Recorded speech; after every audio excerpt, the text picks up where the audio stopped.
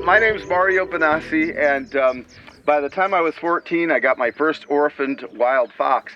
U.S. Fish and Wildlife told me, hey, we found this baby fox in a window well, and you've done so well with your birds. Maybe you can care for this fox. I was so excited. Yes, a baby fox. I would love a baby fox. And then I thought again, oh, gee, maybe I better ask my mom. Falconry has captivated me my whole life. I'm a really, I say, this is a very strange place you've come to. And I say we're odd because when I was like 4 years old, I saw a guy with a hawk on his fist, and that changed my life forever. I knew from that very moment that I wanted to be a falconer. I had no idea what it meant, but I wanted to have a bird on my fist just like this. Well, I actually petitioned the state of Colorado when I was 11 to take the federal exam to own birds of prey. And I distinctly remember the federal agent saying, gee whiz, he says, you're here to take the test? And my mother said, yeah, he's the one. He's going to take the test. And the guy said, well, I guess there's no reason an 11-year-old boy can't take the federal exam.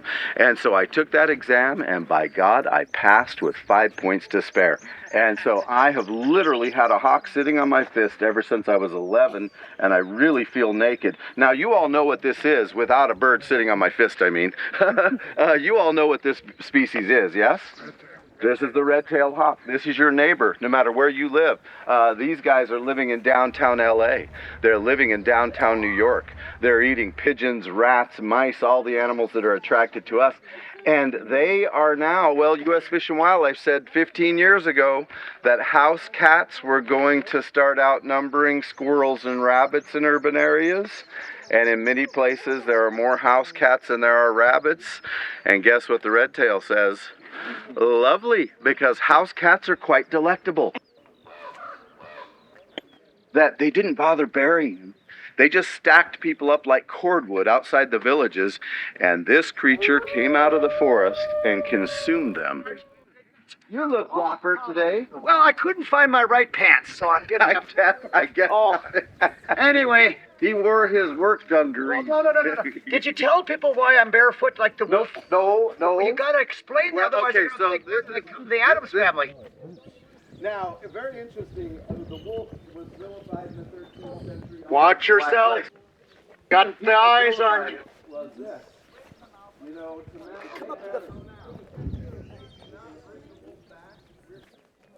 this is the red fox. Yeah. Go ahead. Now, he's going to allow this, and I'm always a little jumpy, and especially today because I drank some coffee. Yeah, but anyway. He's not allowed to drink coffee. Says that many cultures say that if you touch a living... No, I mean, this is profuse around the world. To touch a living red fox is said to endow the person who gets to touch with magical ability, also prosperity for life. And in fact, you want to see some Japanese people absolutely go to pieces. You tell them they get to touch a living red fox. Or kitsune in Japanese. And in fact, kitsune is always associated with weddings, always associated with the god Iniri, which is the god of rice. It's the guardian of the god of rice, and that's just the Japanese. I got to tell you, the Russians, the Irish, all the Native Americans have stories about this creature. All of them allude to the magical ability of a red fox.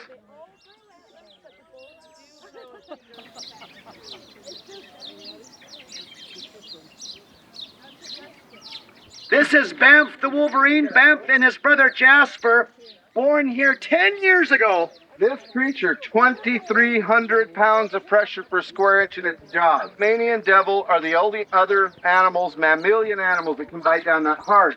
And what they all have in common is that they all eat the bones of large mammals. They can crush those bones up and swallow them. Can you get him up on that? Yeah, okay. It's all very brief. They can swim, they can climb, they're iconic of the north. They need wild places. Even wilder than where the grizzly said, oh, this is good enough. Yeah, well... Wolverine is not good enough. Well, the wolverine is the true symbol of wilderness because it requires more territory than any other terrestrial predator on Earth. But I gotta tell you, wolves and grizzlies instinctively know to deal with a wolverine is not worth it. They often will relinquish their kill and let the wolverine have it. Because a wolverine, Good whatever shots ends for up in those- his mouth, goes with him. I'm going to put him in a trance. I've done this when I was a kid, and every once in a while when we do a tour, Okay. I do this. Okay. I learned this a long time ago.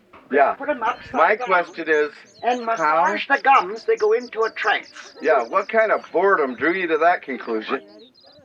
You know, farm boys in Minnesota.